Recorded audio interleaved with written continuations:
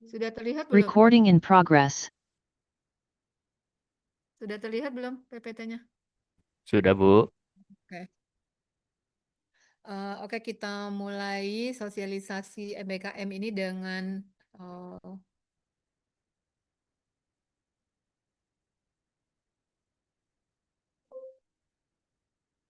kita mulai dengan visi dulu ya, visi program studi ya, menjadi program studi manajemen program sarjana yang unggul, berkualitas internasional, inovatif, berdaya saing, dan beridentitas bela negara untuk pembangunan masyarakat Indonesia. Nah, untuk mencapai visi ini, kita memiliki 5 misi. Yang pertama adalah menyelenggarakan pendidikan di bidang manajemen yang berkualitas internasional, inovatif, berdaya saing sesuai dengan perkembangan teknologi informasi dan beridentitas bela negara, mengembangkan budaya penelitian, melaksanakan pengabdian kepada masyarakat, melaksanakan pendidikan dengan tata kelola yang baik berbasis manajemen resiko, ya kemudian juga mengembangkan kolaborasi dan kerjasama di tingkat nasional dan internasional. Nah, kemudian kalian juga harus tahu ya bahwa program studi ini memiliki profil lulusan ada 3 ya. Yang pertama sebagai officer keuangan, ini tergantung dari konsentrasi yang kalian pilih ya, bisa di keuangan, pemasaran, operasional, atau MSDM. Yang kedua bisa menjadi konsultan manajemen, dan yang ketiga sebagai entrepreneur atau memiliki usaha ya, kewirausahaan.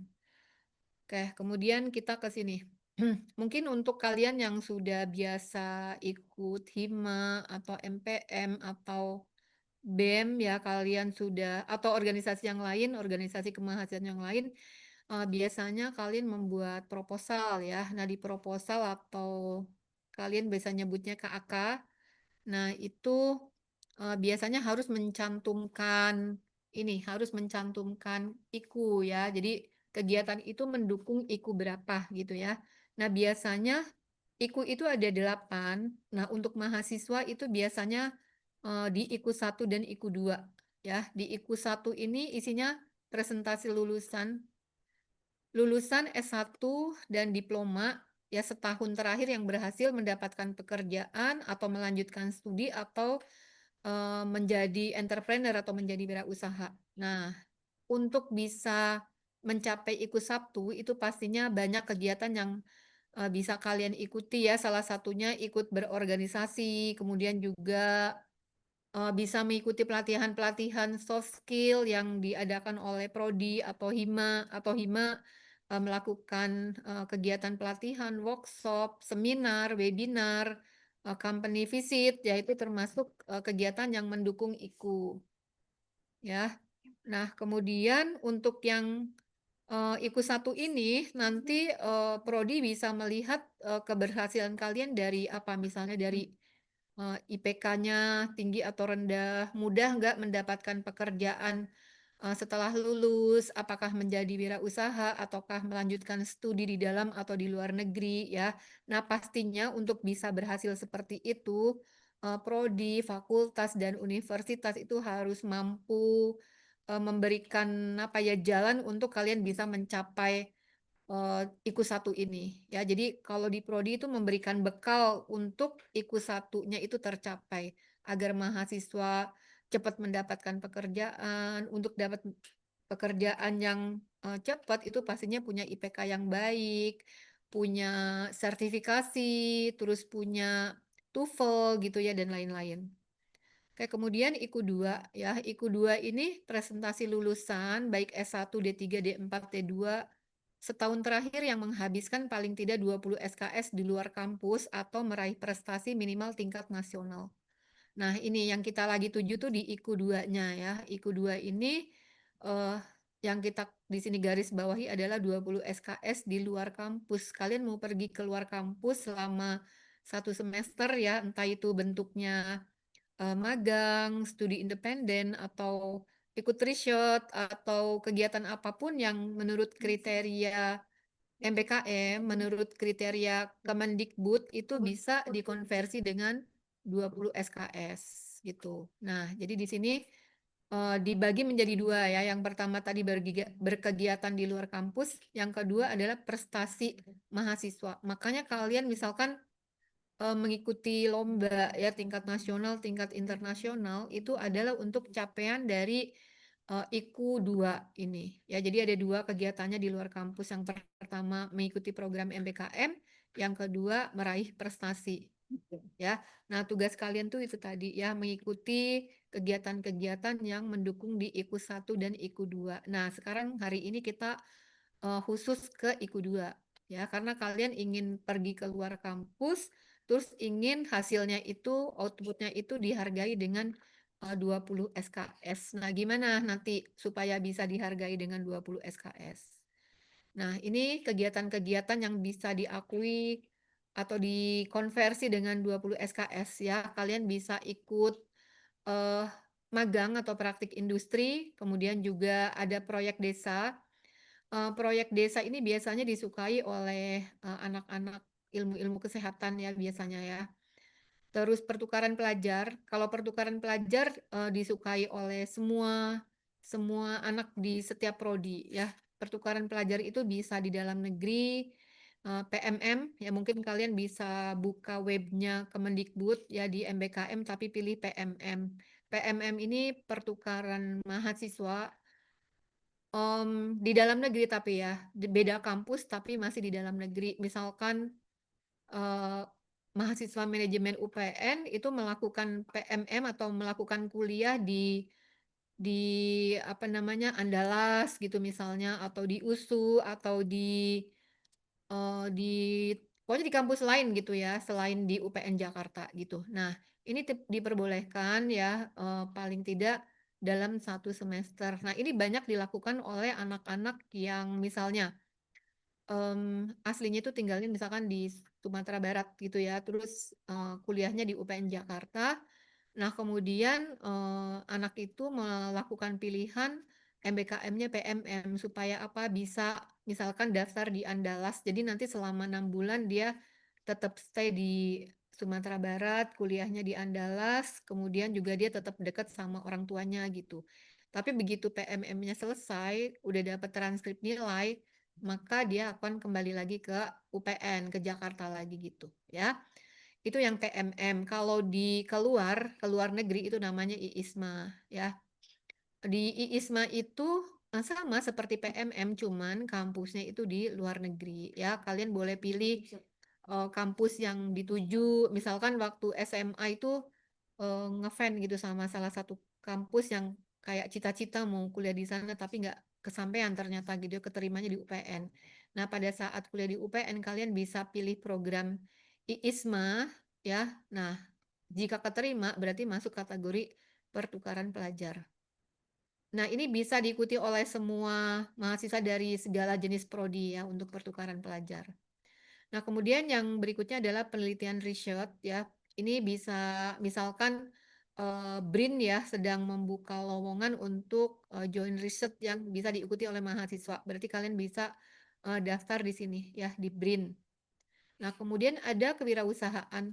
Kalau kewirausahaan itu biasanya dilakukan oleh kampus-kampus yang memiliki inkubator bisnis yang baik ya seperti BINUS, IPB, terus UI, pokoknya kampus-kampus yang sudah memiliki bisnis inkubator itu biasanya bisa menyelenggarakan program ini. Ya, pasti kampus itu harus daftar dulu ke Kementerian Pendidikan dan Kebudayaan ya, karena di 8 kegiatan ini tempat-tempat yang jadi tempat MBKM itu adalah mitra dari Kemendikbud gitu ya. Nah, untuk kewirausahaan itu juga daftarnya lewat lamanya Kemendikbud. Nanti mungkin yang lagi open recruitment misalkan bisa di BINUS, di IPB atau di kampus-kampus lain, kalian bisa daftar ya. Nah, nanti akan mengikuti inkubis di kampus tersebut sampai diujikan hasilnya, kemudian dapat nilai, dapat konversi 20 SKS. Nah, yang selanjutnya adalah studi atau proyek independen ya. Nah, studi dan proyek independen itu berbeda dengan magang, bukan magang ya. Jadi proyek independen itu biasanya buat kalian yang idenya banyak, punya ide usaha, punya gagasan, terus mau bikin bikin usaha apa, terus nanti yang membiayai itu adalah mitra tempat kalian melakukan studi independen gitu ya. Nah nanti, bedanya nih setelah proyeknya jadi itu nggak boleh kalian ambil, tapi proyeknya menjadi milik dari perusahaan yang membiayai kalian ya. Jadi seperti kalau di mata kuliah bank dan lembaga keuangan lain itu seperti ini, apa, modal ventura ya, seperti itu. Nah jadi, kalian nanti sebagai imbalannya dapat konversi 20 SKS, cuman proyeknya itu usaha selanjutnya, menjadi hak miliknya si mitra ya, itu. Nah kemudian ada proyek kemanusiaan dan, proyek desa ini biasanya diikuti oleh anak-anak Fikes, kedokteran gitu ya, yang berhubungan dengan ilmu kesehatan. Anak manajemen tuh nggak ada yang pada pilih, proyek kemanusiaan dan proyek desa biasanya. Nah, kemudian ada lagi kampus mengajar. Ya dulu kampus mengajar ini juga disukai sama anak-anak ya waktu pertama kali keluar. Nah, kampus mengajar ini memang keluar dari konsep kuliah di manajemen ya karena di sini membantu sekolah-sekolah gitu ya, misalkan SMP, SMA, misalkan jadi asisten gurunya gitu ya, terus mengisi pada saat jamnya gurunya nggak bisa masuk, terus juga membantu materi-materi sekolah gitu, materi di kelas hari itu tuh apa gitu, membuatkan PPT-nya, isinya apa gitu. Nah ini mengajar di sekolah. Nah ini kira-kira 8 jenis MBKM ya. 8 jenis MBKM itu kalian bisa ikuti salah satu. Nah, yang lagi yang tetap booming itu magang ya untuk anak-anak manajemen. Tapi kalau untuk yang di prodi lain boleh diikuti oleh siapapun gitu ya.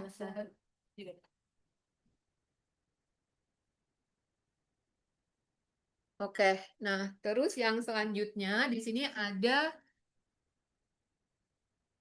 ini apa namanya ya, definisinya ya, praktek magang itu apa, kemudian praktek magang dan seterusnya ini ada definisinya di bawah, kalian bisa baca ya. Ini penjelasan dari yang tadi di gambar yang sebelumnya. Penjelasan dari ini.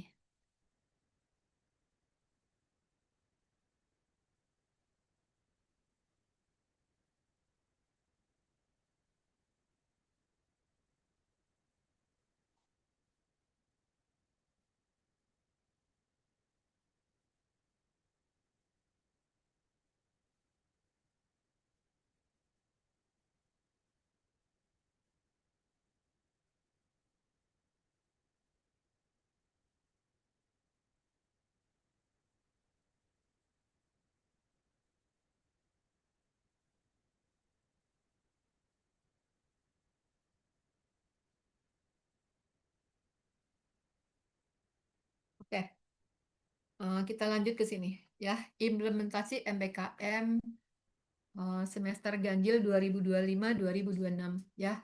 Jadi program MBKM ini dilaksanakan di semester 5 bagi mahasiswa NIM ganjil dan semester 6 bagi mahasiswa NIM genap. Ya, berarti nanti di semester 5 yang merasa NIM-nya ganjil, maka akan pergi keluar ya untuk melaksanakan MBKM. Dia pilih salah satu jenis MBKM yang dituju. Nah, nanti di semester 6 pada saat kembali, jadi harus melakukan perkuliahan mata kuliah semester 5 yang harus diambil. Nah, sebaliknya, NIM genap pada saat semester ganjil itu akan melakukan perkuliahan, sedangkan pada saat di semester 6-nya NIM genap itu akan melakukan MBKM gitu ya. Jadi kita kita bagi dua pelaksanaannya dan diharapkan semuanya mematuhi ya, jangan yang NIM genap memaksakan untuk melakukan MBKM di semester ganjil besok gitu. Jadi ikuti aturannya, patuhi aturannya. Itu ya kita di FEB sepakat bahwa NIM ganjil duluan yang melakukan MBKM. Itu ya. Oke, nah kemudian ini jenis-jenis MBKM belajar di luar perguruan tinggi. Nah, di sini ada jenisnya tadi saya udah sebutkan kan, ada magang, kemudian juga KKN, kewirausahaan, kemudian atau wirausaha ya, asisten mengajar, penelitian atau riset, Terus juga ada studi independen, ya kemudian proyek kemanusiaan, dan satu lagi nih ada aktualisasi bela negara. Nah, kalian harus ketahui di UPN itu ada Puska Bela Negara ya. Nah, Puska Bela Negara itu juga bisa mengeluarkan kegiatan MBKM ya. MBKM-nya itu jenisnya tapi bukan magang ya, bisa dalam bentuk proyek kemanusiaan atau ke masyarakat tapi aplikasi tentang ilmu kalian. Misalkan ilmu manajemen. Kalau anak komputer berarti mengaplikasikan ilmu komputer ke masyarakat yang dituju gitu ya. Ada sekelompok masyarakat misalkan di kabupaten, di kecamatan itu bisa ya. Jadi continue selama 3 bulan melakukan aktualisasi bela negara. Nah, kemudian untuk penyelenggara nih, penyelenggara itu bisa dari Kemendikbud, terus tadi kita cerita tentang Puska Bela Negara, ya kemudian juga bisa kalau yang kampus mengajar, apa ya, asisten mengajar itu bisa Kemendikbud atau bisa juga universitas atau Pemda itu bekerja sama dengan universitas. Yang pernah kita lakukan itu Pemda Depok dengan universitas ya, terus nanti universitas memberi lowongan kepada mahasiswa untuk mengikuti kegiatan asisten mengajar. Tapi ini sepertinya sudah tidak disukai oleh mahasiswa manajemen. Ya udah mulai ditinggalkan dari em, 3 semester yang lalu lah. Semuanya itu lebih ke magang atau wirausaha atau di studi independen ya kebanyakan itu. Oke, kemudian belajar di luar perguruan tinggi. Ya, program MBKM di luar perguruan tinggi dapat diikuti oleh mahasiswa pada mitra-mitra Kemendikbud. Tadi saya udah cerita ya, melalui program flagship atau magang dan studi independen bersertifikat atau MSIB. Ya, setelah melalui proses seleksi, mahasiswa yang diterima pada program tersebut akan mengikuti kegiatan MBKM pada mitra Kemendikbud. Ya, jadi mitranya itu adalah universitas-universitas baik di dalam maupun di luar negeri. Ya, kalau di dalam negeri namanya tadi PMM, pertukaran mahasiswa, tapi yang di dalam negeri kalau yang di luar namanya IISMA. Terus bagi mahasiswa yang tidak lolos MBKM Kemendikbud namun tetap ingin mengikuti program MBKM, maka dapat mengikuti program MBKM Mandiri pada mitra universitas yang disiapkan oleh program studi. Nah, jadi eh, apa namanya, mungkin sebentar lagi akan ada pembukaan program flagship atau MSIB yang dilakukan oleh Kemendikbud. Kalian sering cek ya, sering sering cek webnya. Nah, pada saat dibuka itu kalian harus bikin akun terus daftar. Alurnya kalian bisa lihat di portalnya S1 Manajemen. Dibuka ya, di situ portal ada alur untuk magang MBKM, untuk kegiatan MBKM pokoknya di situ ya.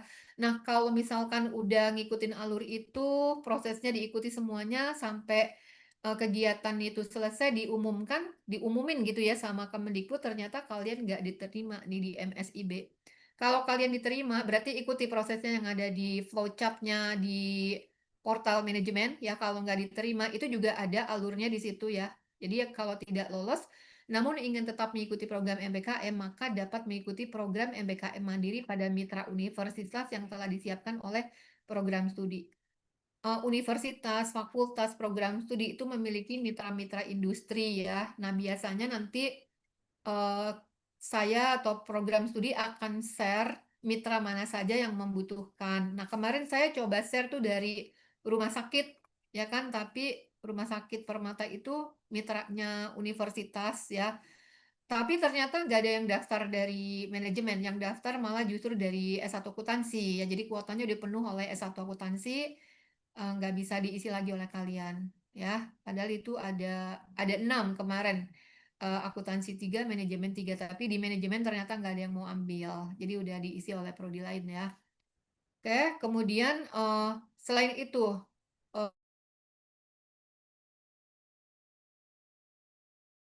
tadi selain dari disalurkan oleh prodi atau fakultas, kalian juga bisa cari sendiri, yang ngelamar sendiri.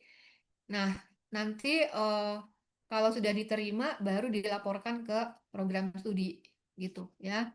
Untuk MBKM, semua kegiatan MBKM itu durasinya 3 sampai 6 bulan. Jadi minimal 3 bulan. Jadi bagi kalian yang melakukan MBKM 2 bulan, maka mohon maaf, kami tidak bisa mengkonversi dengan 20 SKS. Jadi minimal 3 bulan. Boleh 3 bulan, 4 bulan, 5 bulan, dan 6 bulan. Kalau misalkan lebih dari 6 bulan, 7 bulan, 8 bulan, itu silakan, tapi tidak lagi ada ikatan dengan program studi ya bulan-bulan selanjutnya. Jadi kalian bikin bikin apa ya, kontrak sendiri aja dengan mitra gitu ya. Jadi prodi udah nggak ikut campur lagi kalau kalian terjadi sesuatu gitu ya. Jadi yang kebutuhan atau dengan hubungannya dengan prodi itu hanya yang maksimal 6 bulan. Oke, kemudian atau ini tadi ya, kalau kalian nggak diterima juga di Mandiri, kalian bisa mengikuti kegiatan yang dilakukan oleh Puska Bela Negara. Itu sepertinya terakhir-akhir ya pilihannya ya. Terus bagi mahasiswa yang melakukan magang mandiri bukan pada mitra universitas, maka perusahaan tempat magang wajib dan bersedia membuat MOU atau Implementation Agreement dengan universitas atau fakultas. Ya, format dokumen bisa di-download di WA Group. Nanti kita setelah join ke WA Group, ya itu nanti akan diberikan link untuk lihat contoh dokumen, pokoknya lihat dokumen-dokumen lain gitu ya. Oke, ingat nih yang paling bawah bagi mahasiswa yang melakukan magang mandiri. Artinya kalian tuh pergi nyari sendiri ke perusahaan, ya. Ke perusahaan terus lakukan ikatan yang tanda tangan di MOU tetap adek 3 sama perusahaan tempat kalian magang gitu misalnya. Kalau yang di MBKM-nya dengan Kemendikbud di MSIB atau flagship itu otomatis menjadi mitranya universitas ya, karena mereka juga mitranya Kemendikbud ya. Terus kalau di mitranya ini yang nomor 2, kalau yang dilaksanakan oleh prodi, fakultas atau universitas di mitra ini juga sebenarnya punya punya MOU. Kalian bolehlah di sini untuk yang nomor 1 dan 2 itu boleh memberikan apa ya, implementation agreement aja gitu. Tapi kalau yang di bawah ini paling bawah harus ada MOU. MOU itu sebagai syarat agar kalian bisa dikonversi 20 SKS. Jadi kita mau lihat juga kredibilitas dari perusahaannya ya, nggak yang asal-asal MPKM gitu ya, terus dikonversi gitu dengan 20 SKS gitu. Nanti dari nama perusahaan kita bisa googling kalian tuh magangnya di perusahaan yang asal-asal atau enggak gitu, perusahaan yang layak untuk dilakukan magang oleh kalian atau enggak gitu ya. Baru kita lakukan konversi.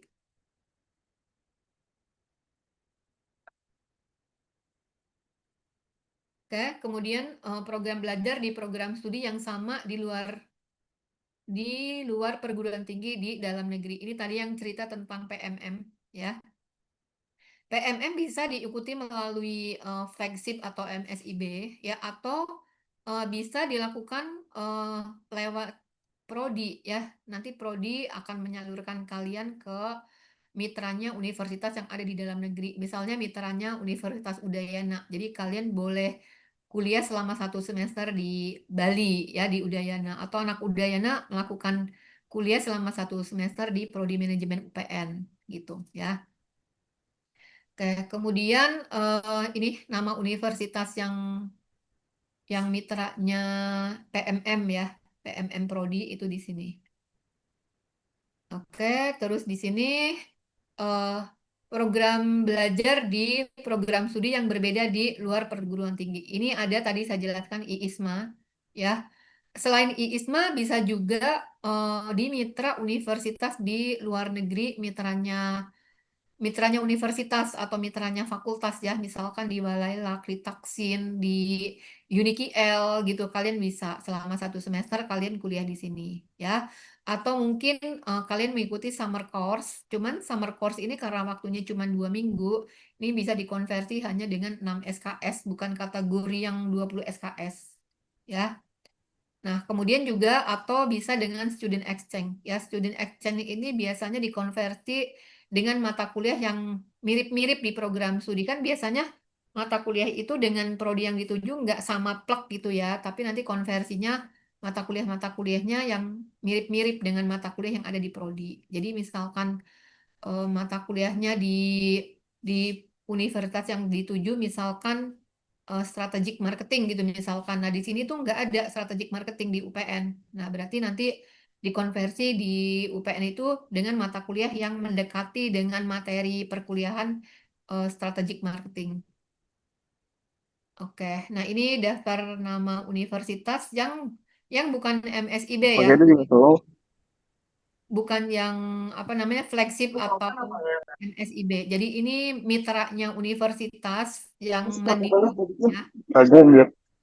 Kalau Kalau nanti dari jauh sih kagak, kalau deket banget berarti ya.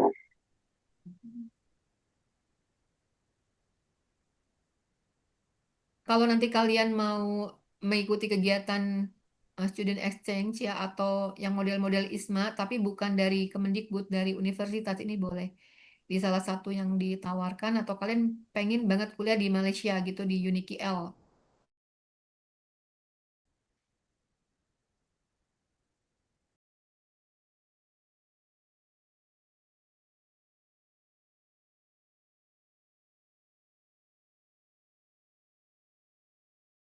Mulai sekarang nih kalian mau daftar yang flagship dulu ya. Kalian pasti pengen dapat flagship atau MSIB. Nah, flagship atau MSIB itu pelaksanaannya di mitra-mitranya Kemendikbud ya. Nah, untuk itu saingannya pasti berat karena saingannya itu dari seluruh Indonesia ya. Nah, kemudian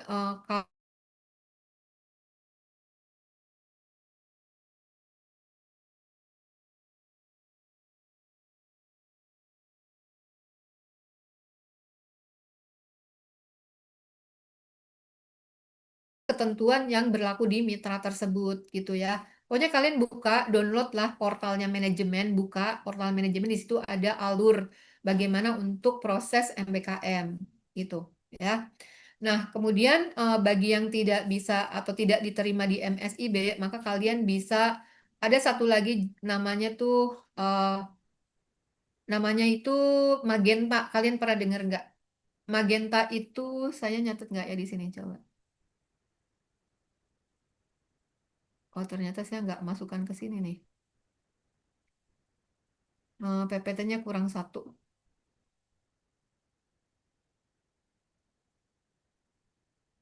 Oke, di sini dulu deh. Nah, jadi tadi kan tujuan pertama kamu mau ikutin ini dong ya. Mau ikutin flagship atau MSIB kan? Nah, di flagship atau MSIB itu biasanya bukanya eh, duluan ya, terus misalkan dibuka di bulan Juli ya, terus pengumuman Agustus gitu misalnya. Nah, kemudian kalian diterima. Kalau diterima itu berarti kalian harus mengikuti ketentuan yang di mitranya flagship itu, mitranya flagship atau mitranya MSIB gitu ya. Nah, ikuti semua alurnya. Nah, kemudian kalau yang tidak diterima di sini, kalian ada lagi yang secara nasional jalurnya itu namanya Magenta. Magenta itu program magang yang dilakukan oleh Forum Human Capital Indonesia atau FHCI.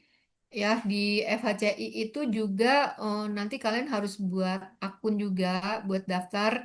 Nah, contoh-contoh dari BUMN yang tergabung dalam FHCI itu misalnya bank-bank BRI, BNI, Mandiri, BTN gitu ya. Terus ada lagi misalkan apa ya adikarya gitu ya pokoknya yang BUMN itu membuka lowongan magang tapi lewat jalur Magenta gitu. Nah itu bisa disamakan dengan MSIB. Jadi untuk yang apa yang di luar UPN ya itu ada MSIB atau flagship, yang kedua Magenta. Tapi Magenta khusus magang. Kalau yang flagship ini yang kedelapan ini ya, ini flagship. Nah, kemudian kalau misalkan kalian nggak diterima juga di duanya itu, maka kalian bisa pilih eh, yang dilaksanakan oleh fakultas atau prodi atau universitas. Nanti saya akan share kalau ada lowongan langsung ke grup. Tapi itu memang jadi rebutan juga ya. Kayak misalkan dibuka cuma 5, tapi yang daftar 20. Berarti saya harus melakukan seleksi gitu.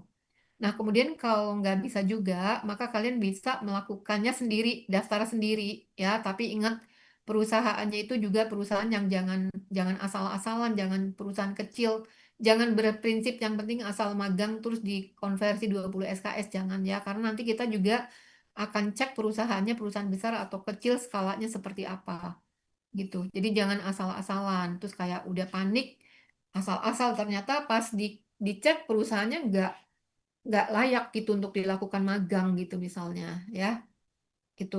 Nah, nah kemudian untuk bisa mendaftar flagship atau MSIB ya ataupun yang mandiri itu nanti kalian klik link persuratan FEB. Nah, kalian misalkan mau minta KHS, minta surat pengantar magang, itu semuanya ada di situ. Jadi jangan nanya lagi ke prodi ya. Kamu buka link persuratan FEB, daftar di situ. Nah, nanti kan ada jawaban mau ada pertanyaan mau di email atau mau diambil. Tapi biasanya kami email gitu ya. Kalau mau diambil pun boleh, cuman kalau mau diambil ya harus datang sendiri ke sini ke UPN ke bagian Dikjar gitu karena yang mengelola suratnya itu bagian pendidikan dan pengajarannya FEB gitu ya. Nah, kalau misalnya mau MBKM terus mau flagship gitu ya. Nah, usahakan jangan menolak kalau sudah diterima di flagship ditolak karena biasanya kalau udah diterima di flagship ditolak biasanya kampusnya akan di blacklist ya. Jadi sangat hati-hati dalam melakukan pemilihan MSIB atau flagship ya atau magenta sebenarnya mau atau enggak kalau enggak usah dipilih gitu jadi kalau misalkan kamu masih maunya flagship ya daftar dulu flagship mandirinya nanti belakangan atau mau MS apa namanya MSIB ya MSIB dulu gitu yang lainnya jangan karena kalau kamu nolak nanti kampusnya di blacklist prodinya di blacklist kalian ada di kelas kalian tuh kasihan gitu nggak bisa dapetin lagi di situ itu jadi pertimbangkan dengan sangat matang gitu ya tapi kalau misalkan gambling banget nih daripada saya ditolak gitu kan saya ditolak flagship ditolak magenta saya mau mandiri aja deh gitu ya nah kalau mandiri maka pilihlah dari sekarang supaya misalkan saya yakin ini dapat dan saya bisa ini bisa apa namanya bisa magang sesegera mungkin gitu ya. Nah, untuk batas waktu nih kalian harus perhatikan kita itu perkuliahan dimulai di tanggal perkuliahan hari pertama ya. Itu di bulan Agustus tanggal bentar, Agustus di tanggal 18 Agustus itu minggu ketiga ya kita udah perkuliahan. Nah, kemudian flagship itu biasanya udah berjalan ya dari sebelum tanggal 18 gitu. Nah, tapi kalau kalian flagship nggak dapet, magenta nggak dapet, pasti kan ada tanggal tanggal tuh hari berjalan terus, jam berjalan terus ya. Nah, prodi itu akan cut bagi siapa saja yang belum bisa diterima MBKM di tanggal 31 Oktober, maka kalian boleh tetap daftar ke ke mitra-mitra, tapi untuk pelaporannya tidak bisa diakui untuk pelaporan di semester ganjil. Ya, jadi nanti laporannya itu baru diakui di semester genap. Ya, karena misalkan kalian baru diterima di 1 Oktober mulai magangnya November, sementara di bulan Desember itu laporan harus udah jadi, harus diserahkan ke prodi.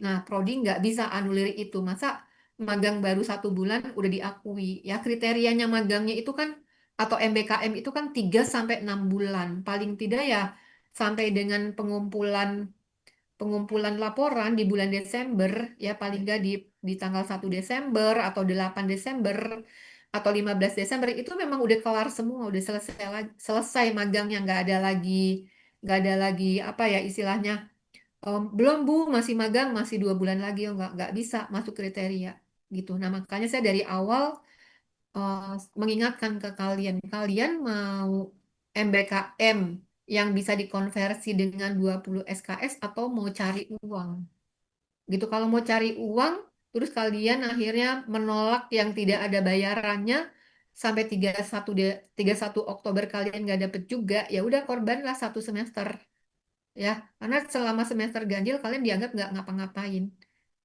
gitu. Nah itu harus dipertimbangkan ya, jangan jangan menunggu uang terus gitu ya.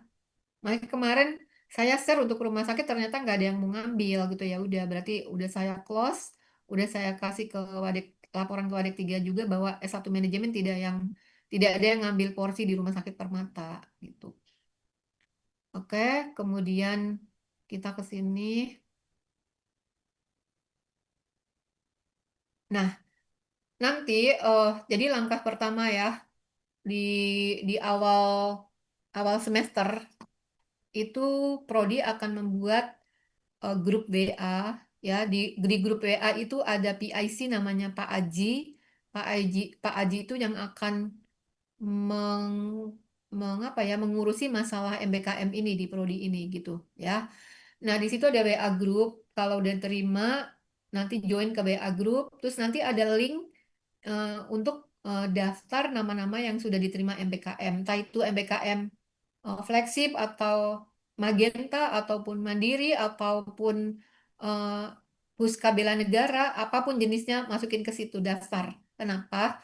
Karena setelah itu nama-nama kalian yang sudah terdaftar itu akan diberikan dosen pembimbing. Jangan sampai nggak mau tahu grup ini sampai akhirnya harusnya lulus di semester ganjil karena kalian saking nggak peduli, saking bodoh amat itu sampai teman-temannya udah dapat dosen pembimbing, udah bimbingan, udah ujian baru lapor, Bu nama saya nggak ada. Ternyata kalian nggak ngisi link yang sudah di-share oleh Prodi. Nah itu saya nggak mau disalahkan. Terserah aja kamu kalau mau dikonversi ya nanti aja di semester genap. Pasti saya akan bilang begitu, gitu ya. Jadi peduli dengan ini, dengan keberadaan grup WA, dengan keberadaan link pendaftaran dan informasi-informasi apapun di situ ya. Bahkan nanti di grup WA itu ada contoh link apa namanya MOU, link implementation agreement, link rubrik penilaian, link logbook dan lain-lain tuh ada semuanya ya. Jadi jangan sampai udah join di grup tapi kalian nggak tahu berita apa-apa karena nggak mau baca informasi tentang grup gitu. Nah, kemudian untuk dosen pembimbing ini biasanya dari jauh hari Prodi sudah plotting dosen pembimbing. Kenapa? Buat kalian yang mungkin beruntung ya, terus diterima MBKM, entah itu flagship, entah itu Magenta ataupun Mandiri atau jalur apapun ya. Ternyata misalkan dari bulan Agustus udah mulai MBKM gitu ya. Nah, berarti Prodi dari awal-awal sudah melakukan plotting dosen pembimbingnya. Kenapa? Karena di sini ada beberapa beberapa apa ya kriteria laporan laporan MBKM-nya yang kalian harus buat. Jadi jangan sampai gini, di plotting dosen pembimbingnya belakangan, terus keburu kalian tuh udah selesai MBKM-nya sementara datanya tuh dibutuhkan. Kan kalian gak enak ya kalau balik lagi ke perusahaan gitu kan kalau balik lagi ke mitra gitu misalnya jadi itu dihindari ya jadi nanti kalau kalian udah keterima MSIB udah dapat dosen pembimbing langsung kontak dosen pembimbingnya Bu saya harus ngapain kalau saya magangnya di bagian ini kira-kira apa yang saya perlukan gitu ya itu dikoordinasikan dengan dosen pembimbing. Oke, selanjutnya saya mau ini dulu spill sedikit tentang bagaimana laporan ya supaya kalian berjaga-jaga nanti materinya kira-kira apa yang harus saya simpen duluan gitu ya harus digali duluan. Nah di laporan magang itu ada 3 bab. Laporan magang itu bukan laporan skripsi ya beda. Terus kegiatan magang itu juga bukan kegiatan skripsi. Jadi untuk kegiatan MBKM khususnya entah itu MBKM apapun MBKM itu tidak harus linear dengan konsentrasi kalian. Jadi boleh anak yang konsentrasi keuangan boleh ngambil MBKM-nya pemasaran atau sebaliknya gitu. Jadi jangan pernah komplain Bu saya anak keuangan tapi MBKM-nya MSDM. Gak masalah karena itu MBKM. Konsep MBKM itu adalah Merdeka Belajar. Mahasiswa boleh eh, cari apapun atau memenuhi keinginan tahuannya itu atau menambah ilmunya di bidang apapun boleh gitu ya. Bahkan dulu tuh ada misalkan anak manajemen tapi ngambil di keperawatan gitu. Nah, itu yang keluar dari jalur-jalur begitu yang frontal banget gitu ya. Jadi udah nggak matching banget sama ininya sama konsentrasinya gitu. Ya, itu namanya konsep MBKM itu memang begitu gitu ya. Nah, nanti pada saat saat menyusun laporan anak keuangan eh, tugas di MBKM-nya di mitranya itu pemasaran. Berarti yang dilaporkan di laporan itu juga tentang pemasaran, bukan keuangan, gitu ya. Jangan dibuatnya kamu bingung kok saya anak keuangan magang di MBKM-nya di pemasaran terus laporannya harus keuangan. Enggak, laporannya jadi di pemasaran sesuai dengan apa yang kamu kerjakan gitu ya. Nah, kemudian di laporan MBKM itu ada 3 bab, bab 1, 2, 3 ya. Bab 1 ini pendahuluan. Nah, di pendahuluan ini pertama ada latar belakang ya. Bagian ini menguraikan argumen, alasan pemilihan topik laporan. Jadi nanti ada topik laporan. Misalkan gini, kamu MBKM di satu tempat selama 3 bulan atau selama 6 bulan. Kalau pekerjaannya nano-nano banyak, ya ambil aja yang paling dominan ya salah satu gitu. Yang paling dominan kamu kerjakan apa sih gitu ya. Nah, tapi kalau memang selama magang, selama MBKM itu memang satu bidang, satu pekerjaan, ya nggak masalah itu ya itu aja yang dilaporkan ya. Nah, itu digunakan bidang-bidang kalian kerjakan itu digunakan sebagai pemilihan topik laporan. Nah, laporan latar belakangnya itu berarti bukan menjelaskan alasan magang, misalkan gini sebagai syarat kelulusan gitu bukan, ya. Tapi di sini adalah menjelaskan tentang urgensi dari topik yang dipilih. Ya, jadi kepentingannya apa sih milih topik itu ya karena sesuai dengan bidang pekerjaan kalian gitu. Landasannya latar belakang itu apa. Jadi urgensinya misalnya gini, ditunjukkan oleh keunikan topik isu mutakhir, keunikan industri, permasalahan atau resiko yang ditimbulkan atau perbedaan pendapat. Ya, misalnya ada anak keuangan magang di hotel yang baru pertama kali didirikan gitu ya. Nah, hotelnya itu kebetulan hotel bintang 5. Nah, kebetulan di situ baru dan yang dia kerjakan itu ternyata apa ya, eh,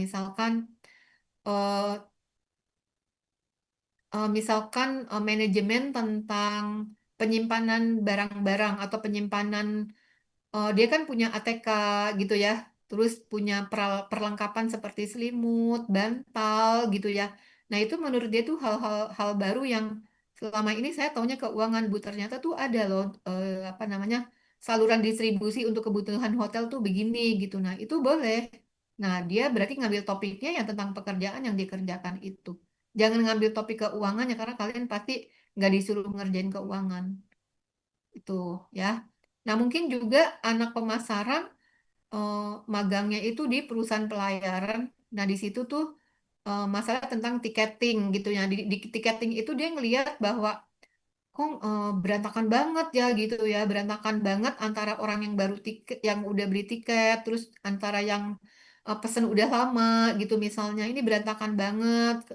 Terus cara masuk naik ke atas kapalnya itu gimana berdasarkan antrian yang bagaimana nah, kalian kasih masukan ke perusahaan gitu ya jadi oh ternyata harus buat SOP gitu misalnya ya SOP-nya itu tentang bagaimana cara naik ke atas kapal bagi yang sudah punya tiket maupun yang belum gitu tuh diatur di situ ya pokoknya nanti kalian akan melihat oh kok nggak sesuai gitu misalnya kok berantakan banget ya kok misalkan alur dokumen tuh kepanjangan gitu. Alur dokumen tuh harus banyak banget bagian yang harus dilalui sehingga memungkinkan dokumen tuh hilang di tengah jalan gitu misalnya. Nah, kalian buat misalkan flowchart gimana kalau yang melalui dokumen ini bagian yang penting aja cukup 3 orang gitu misalnya.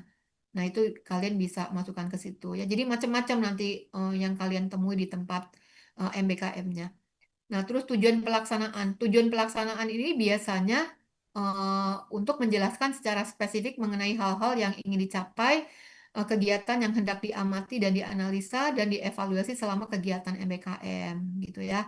Nah, ini nanti ada kaitannya dengan bab 2. Jadi di bab 2 itu ada bidang pekerjaan, maka bidang pekerjaan itu nanti ada korelasinya dengan tujuan pelaksanaan. Mau ngapain aja di bagian itu gitu misalnya ya. Nah, terus yang berikutnya adalah tempat pelaksanaan. Misalkan ada lokasinya, ya boleh disertakan dengan lokasi yang didapat dari Google Map. Nah, kemudian ini nih, gambaran umum perusahaan. Di sini ada kajian teoritis ya. Jadi, untuk mendukung topik kalian itu ada teori-teori. Misalkan kalau di SDM ya mungkin ada teori tentang SDM, tentang rekrutmen, atau di pemasaran ada teori tentang pemasaran gitu ya. Kalau di keuangan juga ada teori tentang keuangan, itu macam-macam teorinya disesuaikan dengan topik. Terus gambaran umum perusahaan ya, apabila mahasiswa tidak diizinkan membahas profil organisasi, maka mahasiswa dapat menyalin profil tempat magangnya ya atau MBKM-nya secara umum tanpa menyebutkan nama, misalkan dengan namanya X gitu, perusahaan X itu boleh ya. Tapi apabila diizinkan oleh instansi, maka mahasiswa dapat menjelaskan profil tempat MBKM-nya dapat mencakup struktur organisasi. Nah, untuk struktur ya, struktur itu biasanya satu perusahaan mempunyai struktur yang sangat besar. Nah, nanti dipecah aja berdasarkan divisi yang kalian tempati atau bagian yang kalian tempati. Jadi nggak usah jadi sampai satu atau dua halaman gitu, nggak usah ya. Nah, ini menjelaskan tugas di tempat magang. Bagian ini menguraikan tentang penjelasan atas seluruh tugas yang dilakukan selama magang, selama MBKM ya. Kapan dilaksanakan, jadwal aktivitas, bertugas di bagian apa, bertanggung jawab kepada siapa, dan lainnya. Nah, terus yang berikutnya adalah gambaran umum masih di D ya, di gambaran umum perusahaan, permasalahan yang ditemui. Waktu kalian mengerjakan tugas, itu pasti ada masalah-masalah ya. Nah, ini diuraikan. Nah, untuk menguraikan boleh disertai dengan gambar, dengan foto, itu boleh ya. Nah, nanti juga dari masalah yang ditemui ada usulan perbaikan yang kalian berikan ke perusahaan. Boleh disertai dengan gambar, dengan contoh POB kayak gimana, contoh flowchartnya seperti apa gitu ya. Nah, usulan perbaikan ini misalkan mengusulkan adanya POB agar praktek kerja memiliki pedoman yang jelas. Kemudian juga untuk meningkatkan efektivitas penilaian kerja diusulkan agar perusahaan menerapkan balance scorecard gitu misalnya. Jadi boleh diperlihatkan ini. Masukan kalian kepada perusahaan. Nah, kemudian yang terakhir penutup ya. Penutup itu ada simpulan, saran, sama refleksi diri. Simpulan berarti menyangkut dari setiap bagian yang kalian kerjakan itu tadi, simpulannya apa, terus rekomendasinya juga apa, karena ada temuan tadi ya, ada masalah, kalian berikan rekomendasi apa saja.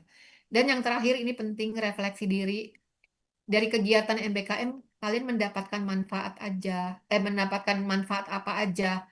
Manfaat itu tidak hanya pengetahuan tapi pengalaman soft skill ya, yang kalian biasa nggak tertib jadi tertib, yang nggak bisa berkomunikasi jadi bisa berkomunikasi, yang tadinya independen banget sekarang bisa kerjasama sama tim. Jadi tolong diuraikan di sini di bagian refleksi diri gitu ya. Ini kira-kira laporannya yang nanti kalian buat. Nah, ini boleh didiskusikan sama dosen pembimbing supaya itu tadi setelah selesai MBKM baru dosen pembimbingnya ngasih tahu kamu harus cari data ini ya di perusahaan gitu, dan sementara kalian udah keluar dari perusahaan yang akibatnya nggak enak terus nggak terpenuhi di laporannya gitu ya, jangan sampai ini terjadi. Nih, oke, saya akan berikan ini. Timeline. Ini timeline ini saya susun sementara ya, karena saya belum universitas belum mengeluarkan kalender akademik karena memang masih bulan Juni ya. Jadi saya buat kira-kira ini nanti kalau ada perubahan saya akan share lagi eh, di apa grup MBKM. Ini hari ini kita kok Senin ini hari apa sih? Hari Rabu ya harusnya. Rabu kita oh ini benar 11 Juni. Hari Rabu kita sosialisasi MBKM. Nah, nanti Senin kita rencananya ada. Mungkin kita akan undur nggak jadi 23 karena Prodi sedang diakreditasi ya sampai tanggal 25. Ini nggak ada, saya nggak ada kegiatan, jadi nanti mungkin diundur kalau nggak di 26, 27 atau di Senin depannya. Pelatihan pembuatan CV untuk melamar magang. Kemudian lanjut dengan pelatihan Excel mahir ya. Ini penting banget buat kalian yang mau magang MBKM-nya. Nah, kemudian nanti akan ada pendaftaran. Ya, pendaftarannya itu dibuka dari Juni sampai dengan September. Jadi bagi kalian yang sudah mendapat tempat MBKM, silakan mendaftar. Terus perkiraan akhir Juli ini akan ada pengisian KRS online. Ya, saya belum bisa cantumkan tanggalnya karena kalender akademiknya belum pasti. Nah, kemudian nanti di tanggal 18 Agustus itu kuliah pertama ya. Jadi kalian di kuliah pertama itu nggak pergi ke kampus tapi pergi ke mitra ya. Kemudian 6 sampai 11 Oktober ini UTS, tanggal 13 Oktober ini akan ada setelah UTS ada sosialisasi laporan dan bimbingan MBKM. Yang tadi laporan nanti akan dibahas lebih dalam. Kalau yang sekarang hanya untuk kalian sekedar mengetahui saja ya supaya nanti tidak kehilangan momen untuk mengumpulkan materi laporan magang. Terus tanggal 15 sampai 24 Desember itu tahap pengumpulan laporan MBKM ke program studi ya.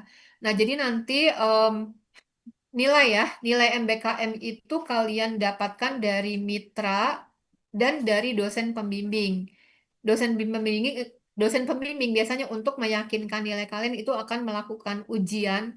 Ya, kalian misalkan ujian walaupun udah bimbingan, itu nanti ada ujiannya, kalian bikin PPT paparan di hadapan dosen pembimbingnya, baru dosen pembimbing akan kasih nilai. Nah, jadi nilai MBKM itu adalah gabungan dari nilainya dosen pembimbing sama nilai dari mitra ya, tempat kalian melakukan MBKM. Oke, ini di close di tanggal closingnya 24 Desember, tanggal 2 Januari 2026 itu udah konversi nilai MBKM ya, karena di akhir Juli kita udah melakukan pengisian pengisian KRS online ya. Nah, sekarang hal yang wajib dilakukan setelah sosialisasi ini ya, yang pertama join WA Grup MBKM Ganjil 2526. Bagi yang sudah diterima program MBKM Flagship, wajib mengisi link daftar mahasiswa yang sudah diterima MBKM. Harusnya nggak cuman Flagship, tapi Mandiri, Magenta, dan jenis lainnya boleh ya langsung isi.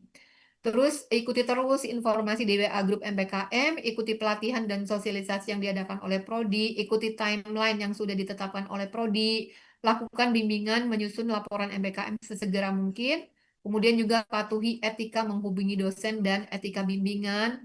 Terus tanyakan di grup WA untuk hal-hal yang berkaitan dengan MBKM Ganjil 2025-2026. Ya, ini hal yang wajib dilakukan oleh kalian setelah sosialisasi ini.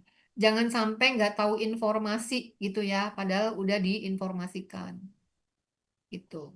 Nah, ini ya. Oke, ada pertanyaan sampai sini dulu.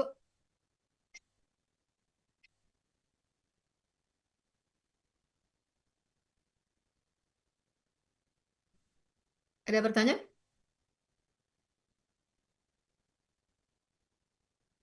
Ibu, Bu, mau nanya, Bu. Iya, Valensyah ya. Valensyah Iya, Bu. Rafi. Itu yang join grup itu yang mau magang semester ini aja apa semuanya, Bu? Yang semester ini aja. Yang kamu nimnya ganjil atau genap? Aku genap, Bu. Genap. Berarti jangan join ya, yang ganjil aja. Ah, oke, Bu. Kalau genap nanti di genap, Valen. Oke, Bu. Ya, oke, lanjut.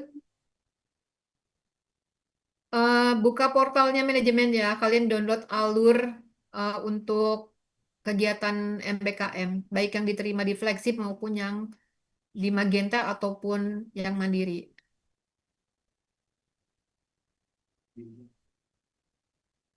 Ya, Karen. Baik Bu, saya izin bertanya Bu. Tadi kan terkait penilaiannya untuk magang itu nanti bisa dipresentasiin di depan dosen pembimbing ya Bu. Ya, Untuk dosen pembimbing ini dipilihin dari prodi atau sesuai dengan pembimbing akademik yang sekarang ya Bu? enggak dari prodi. Beda dosen pembimbing akademik itu beda dengan dosen pembimbing skripsi, beda dengan dosen pembimbing MBKM. Oke baik Bu, Ya, terima kasih Bu. ya. Oke, lagi ada yang tanya?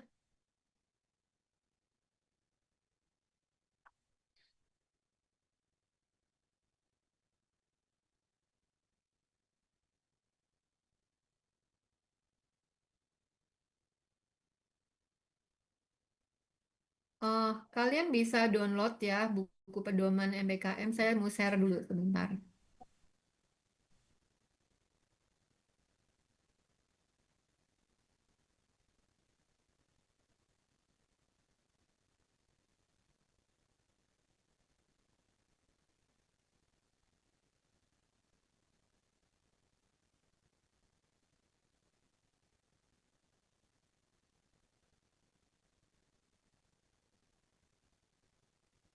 Nah, ini pedoman MBKM 2024, yang 2025 tetap masih berlaku yang ini ya. Kalian bisa download di web FEB.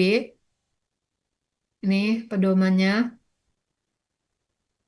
Di sini ada rubrik juga, ada contoh apa namanya logbook gitu. Kalau yang Magenta, logbooknya ikutin Magenta ya. Tapi kalau yang Atau yang flagship ikutin flagship. Kalau yang mandiri ikutin yang di sini. Atau kalau misalkan perusahaannya tetap nggak mau, ya udah ikuti perusahaan.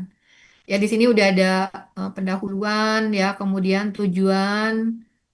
Nih kalian bisa lihat di sini. Terus jenis kegiatan MBKM ya. Tadi saya udah jelaskan juga tahapan pelaksanaan kegiatan MBKM. Kalau di flagship itu kalau nggak salah juga ada tanda tangan orang tua ya. Kalau kalau yang di jenis lainnya nggak ada. Oke, terus ini tahap pelaksanaan. Ini kalian boleh baca semua di sini. Tahap laporan tuh ya, ada semuanya. Tahap penilaian dan pengakuan SKS juga ada semuanya. Nah, kemudian ketentuan umum, monitoring dan evaluasinya di sini ya. Oke, terus sampai pembimbing kegiatan ini ya. Oke, ini ada ketentuan dosennya. Nah, ini ada logbook juga. Nah, sampai akhirnya kita ke sini. Nah, ini form persetujuan orang tua ini biasanya diisi oleh anak-anak yang keterima di flagship atau MSIB. Untuk yang lain biasanya nggak buat ini. Nah, untuk logbook, ini logbooknya format ini berlaku untuk umum yang ada di FEB ya, kecuali tadi misalkan flagship atau Magenta itu dia punya logbook sendiri, ikuti logbooknya mereka ya. Kalau yang bukan kriteria dua tadi, ikuti yang ini. Ini ya, ini logbook. Terus ini formulir bimbingan. Jadi bimbingan itu untuk MBKM minimal 6 kali. Lakukanlah di sini. Ya, misalkan tanggalnya berapa aja sampai boleh lebih dari 6 kali. Tinggal kalau misalkan mau lebih kalian insert aja, download terus insert ya, ditambahin sampai sampai 10 sampai 12 pun boleh. Minimal 6 kali. Ya, kalau bisa lebih ya nggak apa-apa. Jangan malas untuk melakukan bimbingan ya, karena bimbingan itu menjadi kalian pinter, jadi makin bagus isinya gitu ya. Di sini, nah ini juga baru 5 ya kalau nggak salah, masih kurang nih. Ini formulir bimbingan. Jadi kalian juga akan lulus kalau bimbingannya ini udah penuh. Ya ada beberapa dosen yang menganulir nilai mahasiswanya karena baru 3 kali bimbingan. Saya tidak mau memberikan nilai gitu. Nah akhirnya mau nggak mau ngulang MBKM-nya gitu ya. Jadi jangan sampai kejadian seperti itu. Oke, terus ini apa nih? Formulir nilai kegiatan MBKM. Ini contohnya ekonomi syariah ya kebetulan. Tapi ini nanti di sini tinggal diganti manajemen. Nah ini ya, nanti penilaiannya. Kemudian nanti di sini ada apa nih? Rubrik penilaian nih. Rubrik penilaian. Nah, rubrik penilaian itu nanti si dosen pembimbing, mitra itu mengikuti ini ya. Jadi jangan kalian pikir MBKM itu pasti lulus. Ada juga mitra yang em, menganggap mahasiswanya nggak lulus. Berarti nilainya itu ada di antara ini.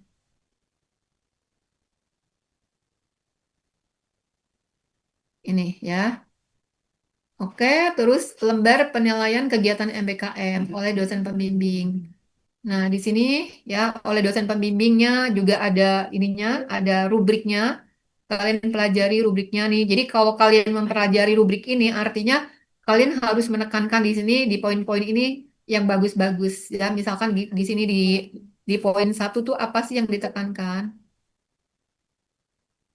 Gambaran umum 5%. Kalau apa kriterianya? Tugas mahasiswa selama kegiatan dijelaskan. Nah, di sini apa kriterianya? Kalau mau dapat nilai maksimal ya harus mencapai kriterianya di sini. Gitu ya. Nih. Jadi jangan jangan membuat laporan asal-asalan, ikut kriteria ini. Kalau mau nilainya maksimal. Gitu ya. Bahkan di sini ada kualitas slide presentasi ya. PPT, PPT itu nggak dibuat seperti Word tinggal disalin gitu ya kan, tapi garis besar dibuat semenarik mungkin. Terus sistematika slide-nya juga runtun, jangan dari halaman 1 ke bawah, pindah lagi ke tengah gitu misalnya ya. Terus kemampuan menjelaskan, kemampuan menjawab, dan seterusnya. Nah, nanti rekapitulasinya seperti ini. Dari industrinya, misalkan dapat 90, ya 50%-nya 45. Dari dosennya ternyata cuma ngasih 70, jadi 70, 35, 35 tambah 45 ya tadi, berarti 80, jadi A min. Jadi walaupun dari perusahaannya A, tapi akhirnya nilai akhirnya itu A min. Gitu ya. Nah, terus ini ada ketentuan untuk nyusun laporannya ya, eh, apa hurufnya, kertas, margin, spasi, dan seterusnya nih ada semua. Ikuti ya kriteria yang ada di sini. Jadi download buku ini, ya pedoman ini, terus ikuti gitu. Pedoman penulisan MBKM, pedoman skrip itu harus dijunjung tinggi karena dosen juga adopnya yang ini, standar itu yang ini. Kalau enggak, berarti kemungkinan aja nilainya enggak terlalu bagus gitu ya. Jadi jangan sampai udah capek-capek 6 bulan, 4 bulan, 3 bulan pergi pagi gitu ya, terus apa bangun pagi, terus mengerjakan pekerjaan yang capek, terus akhirnya hasilnya tuh kecil gitu, jangan sampai seperti itu ya. Nah ini halaman ininya, halaman covernya gitu ya.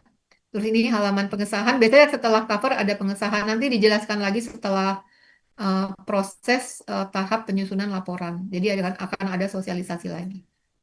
Nah, ini kira-kira seperti ini. Nah, kalau ini punyanya dosen, ya, dosen pembimbing. Karena ngebimbingnya nggak cuma satu anak, ngebimbingnya banyak gitu misalnya. Oke, ini juga punyanya, oh ini contoh logbook dosen pembimbing juga sama. Gitu. Oke, kira-kira seperti ini. Oke, ada pertanyaan lagi? Akila. Ibu izin nanya, berarti nanti untuk penilaian kan ada yang dari dosen pembimbing MBKM dan juga ada dari perusahaan. Nah, yang dari perusahaan itu berarti perwakilan dari perusahaan yang dimana yang jadi mentor kita saat MBKM itu ya, Bu? Iya betul, Akila. Jadi nanti kayak misalkan dia dia di ada manajer. Nah, yang ngedampingin Akila tuh nggak harus manajer Akila, mungkin stafnya juga gitu ya bisa gitu. Atau mungkin jabatannya di bawahnya manajernya itu juga bisa gitu. Nah, nanti karena intens banget sama si pembimbing lapangan, berarti yang memberikan nilai juga pembimbing lapangannya ya Akila ya. Gitu. Jadi Baik. komunikasikan segala sesuatu hal yang ada di perusahaan dengan pembimbing lapangan. Gitu. Terus cepet tanggap ya, cepet tanggap kalau disuruh kerja ya dikerjakan gitu pokoknya. Ikuti ritme mereka. Baik, Ibu, makasih banyak. Ya, sama-sama. Oke, ada lagi?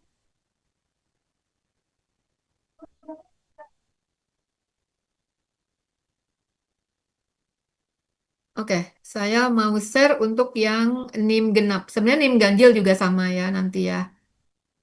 Saya mau share. Bentar.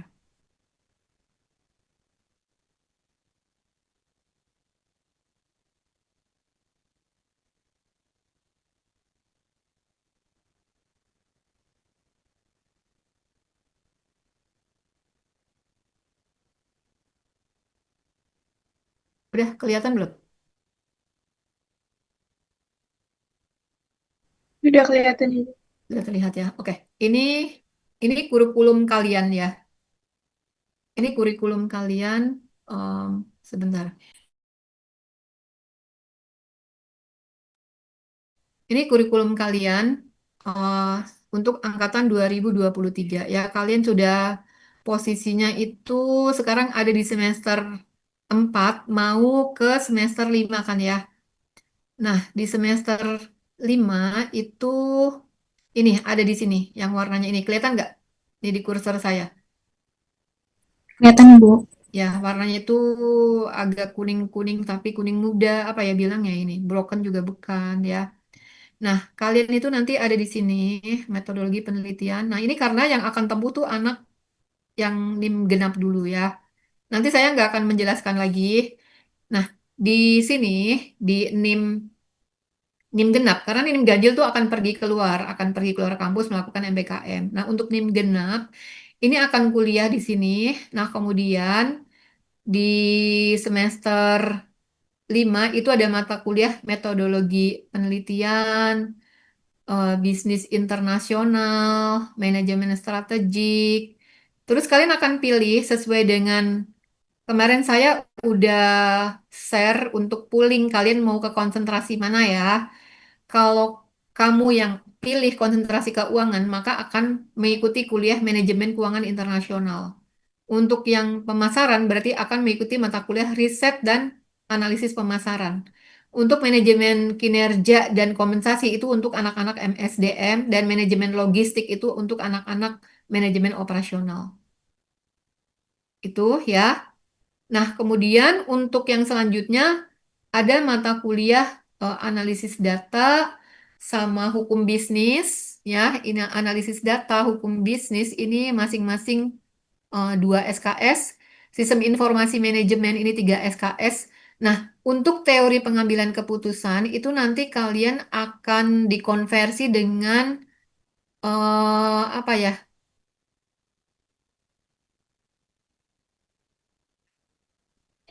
Kalau nggak salah kalian udah pernah ngambil etika bisnis dan profesi belum sih? Semester Sudah, 2? Bu. Udah Udah ya? ada nilainya, Bu. Sudah, Bu. Yang teori pengambilan keputusan. Oh, udah ada ya, teori pengambilan keputusan. Nah, berarti kan ada mata kuliah yang akan menggantikan mata kuliah ini kan? Sebentar, saya kasih warna yang beda. Akan ada mata kuliah yang menggantikan mata kuliah ini kan? Teori pengambilan keputusan ya.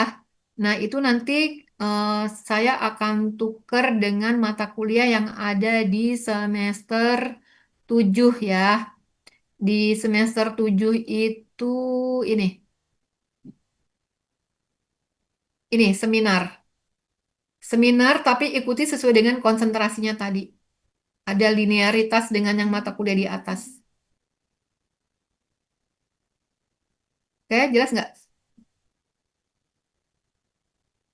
Jelas nggak sampai sini? Bu izin tanya, buat seminarnya itu mata kuliah yang pembelajaran atau mengikuti seminar, Bu? Ini, ini dia yang biru nih. Kursor saya lihat nggak? Ini, kelihatan ini? Iya, kelihatan. Ya, kelihatan. Oke, berarti kan totalnya itu kan baru 21 SKS ya. Nah, nanti kekurangan SKS-nya kalian pilih manajemen lintas budaya ini. Jadi totalnya 21 ditambah 2, 23 SKS. Berarti nanti di semester di semester 7 itu kalian tinggal mata kuliah ini sama skripsi gitu. Ibu, Oke, mohon maaf izin bertanya. ya. Berarti kalau fixnya itu yang NIM genap itu ngambil mata kuliah yang ada di semester 5 tadi, kecuali Ya. teori pengambilan keputusan. Mm-mm. Lalu diganti dengan seminar sesuai konsentrasi ya, Bu, Ya, sama betul. manajemen lintas budaya. Ya, betul. Oke, terima kasih banyak, Ibu. Ya, sama-sama. Kira-kira join nggak sih anak-anak NIM genap pada join semua nggak ini? Saya join. Join ya. Oke, yang nggak join nggak ngerti deh pasti. Oke, jadi ini saya sekalian jelasin untuk NIM ganjil itu tadi MSIB, kok MSIB, MBKM, ya entah jenisnya apapun MBKM yang pasti ya. Terus yang NIM genap itu kuliah dengan tadi kriteria mata kuliahnya apa saja. Gitu. Oke, ada pertanyaan dulu NIM genap, udah jelas belum? Ibu, mohon maaf bertanya lagi. Kalau yang seminar itu tuh dilaksanakannya juga tiap minggu, Bu, kayak mata kuliah seperti biasa Iya, atau sama. gimana? Sama. Mata Oh, kuliah seminar itu harusnya setelah lulus metodologi penelitian, tapi karena nggak memungkinkan untuk mata kuliah konsentrasi ini diambil, jadi ini cuma nanti pelaksanaannya metode penelitian dulu baru kuliah ini. Jadi kalau misalkan saya plotting di metodologi penelitian di hari Senin, Selasa, seminar itu berarti bisa di hari Rabu, Kamis, Jumat antara itu. Jadi kalau ada dosen yang memindahkan mata kuliah metodologi penelitiannya di setelah seminar jangan dikasih ya, kasih pengertiannya. Kalau seminar dulu baru metodologi penelitian ntar berantakan ilmu kalian. Paham nggak? oke, Yang, baik Ibu, yang terima kasih. ya kalau ketua kelas tuh apa sih namanya PJ ya? PJ ya, namanya ketua kelas ya. Kalian istilahnya Ya, PJ kan? Nah, yang jadi PJ hati-hati ya. Jadi kalau misalkan mata kuliah ini harusnya ditempuh setelah kuliah metodologi penelitiannya selesai gitu. Tapi karena Karena kemarin kan kena imbas karena apa ya namanya penyesuaian kurikulum 2024 buat angkatan 2023 dan 2022 ya yang terasa banget di situ gitu ya. Nah, jadi beginilah gitu. Belum normal, nanti semester tahun depan baru normal. Angkatan 2024 sendiri baru normal jatuhnya ya gitu. Jadi mata kuliah ini harusnya memang dilaksanakan setelah metodologi penelitian. Nanti saya juga kasih tahu ke dosen metopel ya kalau jangan ganti hari setelah seminar. Kalau bisa metopelnya dulu baru seminar. Karena itu urutannya memang begitu harusnya.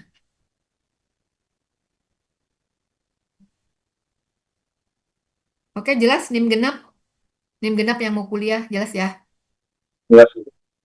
Oke, jelas. Oke, sekarang balik lagi ke NIM ganjil MBKM, ada pertanyaan nggak? Yang MBKM udah jelas?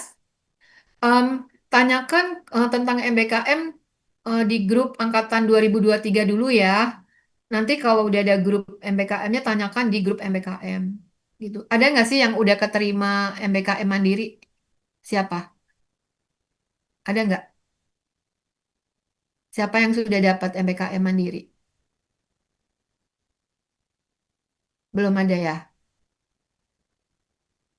Ya, oke, nggak apa-apa ya. Nanti berarti saya bikin grupnya setelah UAS aja ya. Setelah UAS mungkin ada perkembangan siapa yang udah keterima.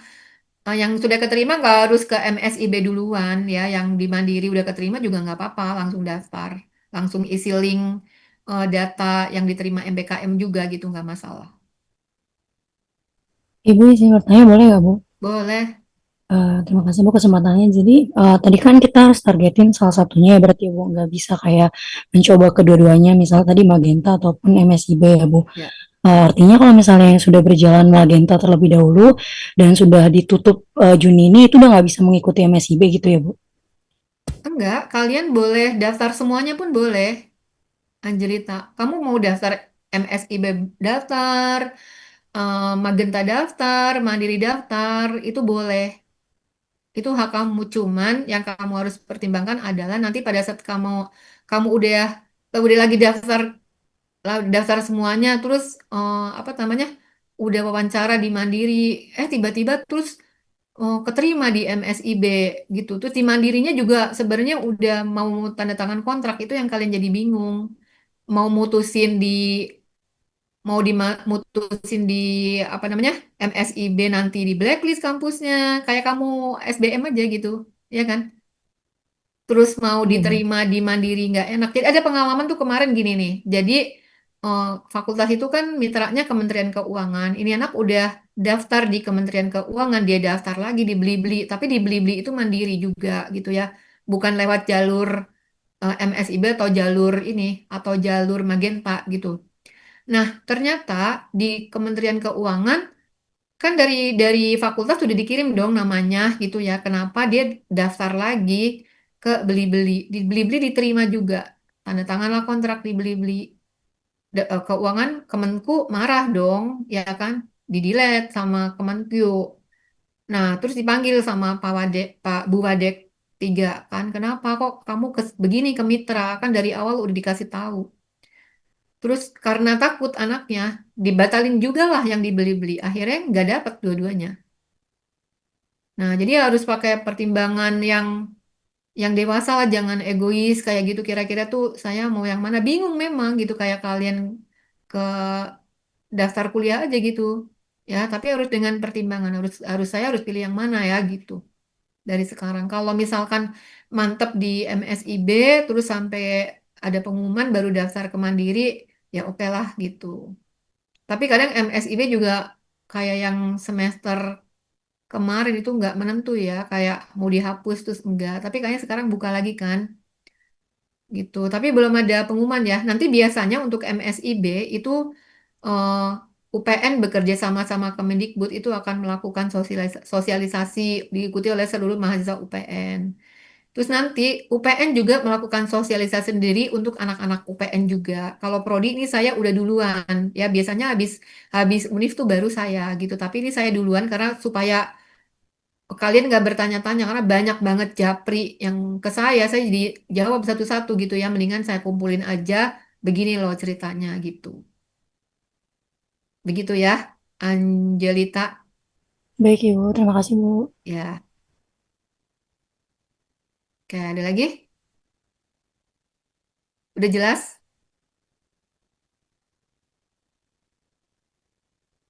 Oke, sekarang kalian fokus dulu ke UAS ya. Setelah UAS baru saya buatkan grup untuk yang NIM ganjil otomatis eh, join ke grup MBKM. NIM genapnya kuliah seperti biasa ya. Nanti kalau sudah diterima baru kalian isi link untuk pendataan mahasiswa yang sudah diterima MBKM. Gitu aja ya. Jadi nanti segala sesuatunya setelah UAS, setelah ada grup WA, kalian bisa tanyakan di situ, gitu. Segala informasi apapun. Dan kami juga akan memberikan informasi apapun. Kayak misalkan saya dapat beberapa lowongan buat kalian kan untuk sementara saya share di grup 23 kan, grup angkatan karena memang kita belum punya grup MPKM, gitu. Oke, ada yang tanya lagi sampai sini? Ya, Eh, William. Ibu ingin bertanya, tadi kan Ibu menyampaikan bahwa pengisian KRS-Online itu di perkiraan akhir Juli 2025. Tapi kalau misalkan masih menunggu seleksi magang itu di bulan Ah, Agustus itu bentar deh, gimana Ibu? William. William, kamu jangan terlalu dekat mic-nya coba. Nggak jelas Oh, suara. Jangan ke. Nah, oke. Coba. udah jelas belum? Ya, Tadi kan Ibu jelasin eh, pengisian KRS online itu di perkiraan di akhir Juli 2025. ya. Tapi kalau misalkan saya masih menunggu seleksi di bulan Agustus gimana? Kan pengisian KRS di akhir Juli sementara ini ya. Hmm, Heeh. Terus ya. kalau apa tadi kamu? Jadi ada magang yang seleksinya itu di bulan Agustus, Bu. Jadi masih menunggu Nggak apa-apa, lulus apa isi enggak. aja. Nggak apa-apa, Vincent. Vincent NIM-nya NIM ganjil. Ganjil, Bu. Hah? Ganjil, Bu. Ya, pokoknya semua anak ngisi KRS. Yang NIM ganjil isi kegiatan MBKM ngisinya. Ya, untuk yang NIM genap isi mata kuliah. Itu bedanya. Kalau kalian nggak ngisi KRS itu yang bahaya, ya kan? Jangan sampai udah magang, terus kalian ikut magang, ikut bimbingan, nggak ngisi KRS, ya dianulir lah nanti nilainya. Karena dianggap nggak aktif, malah timbul bayaran. UKT jalan terus loh. Jadi tetap ngisi KRS ya barengan sama yang lain. Benar, Vincent. Bagus pertanyaannya. Ini yang sering dilupakan sama anak-anak. Ya, pada saat skripsi, misalkan tinggal skripsi aja nggak ada mata kuliah yang lain ya, tetap isi skripsi, jangan sampai udah ujian skripsi malah nggak bisa diakui nilainya karena nggak ngisi KRS gitu ya. Jadi KRS itu penting banget. Kalau mau cuti ya kasih tahu cuti supaya dibebaskan UKT-nya gitu ya. Tapi kalau mau kuliah ya apapun bentuknya harus ngisi KRS. Gitu ya, William. Gitu, gitu. Ya. Oke, ada lagi?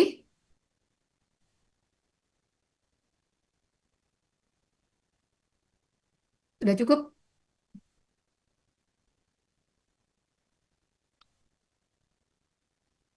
Ibu, eh, saya izin bertanya boleh? Iya, Deswita. Oh, iya Bu. Saya mau nanya Bu, untuk MSIB itu kira-kira timeline pembuatan akun atau daftarnya itu di bulan apa ya Bu? Nah, biasanya tuh Juli udah mulai.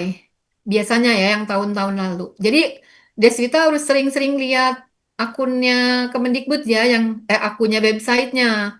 Iya Bu. Soalnya kalau kita, aduh kelewat gitu aja, lengah sehari aja tuh tiba-tiba udah pada daftar ya gitu, yang ngisi akun tuh udah banyak gitu. Tapi dia punya punya jangka waktu sih. Cuman kalau Kemendikbud itu kan kebiasaannya cepet banget, apa-apa mendadak juga kayak gitu. Mendadak terus kecepetan kayak kita baru baca tiba-tiba udah suruh ini suruh itu gitu ya, gerakannya cepet banget Kemendikbud. Jadi kita yang harus aktif, yang sering lihat webnya gitu ya. Tinggal ikuti, misalkan IISMA punya program sendiri, flagshipnya untuk MSIB sendiri, PMM sendiri gitu ya. Tinggal kalian pilih. Misalkan lagi dibuka programnya studi independen. ya udah ikutin. Atau memang ternyata bareng-bareng. Nah, kalian harus pilih mana yang mau diikutin gitu.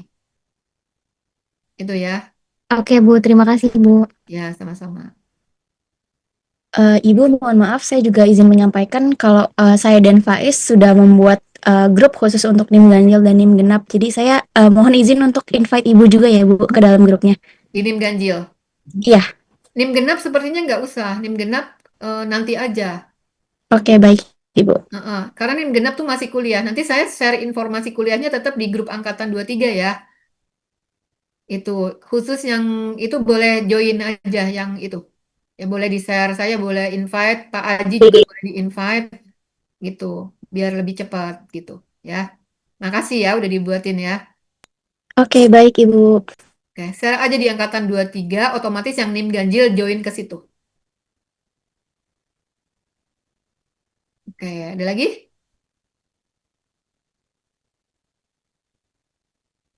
Oke, kita foto dulu yuk. Kita on on cam dulu.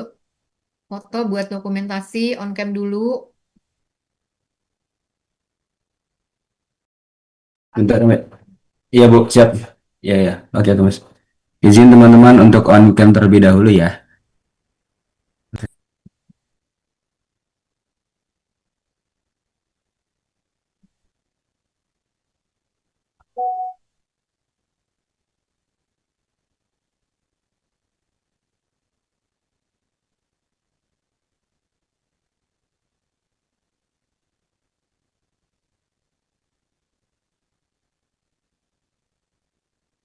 Udah, ah?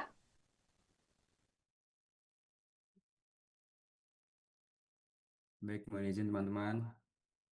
Izin foto terlebih dahulu ya. Satu,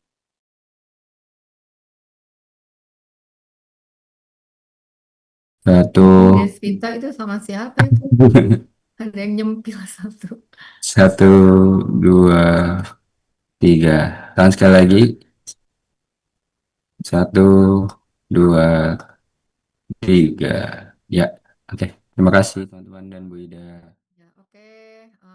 Sampai ketemu lagi di bimbingan MPKM selanjutnya ya. Assalamualaikum warahmatullahi wabarakatuh. Terima kasih banyak. Waalaikumsalam. Terima kasih. Waalaikumsalam. Terima kasih, Bu.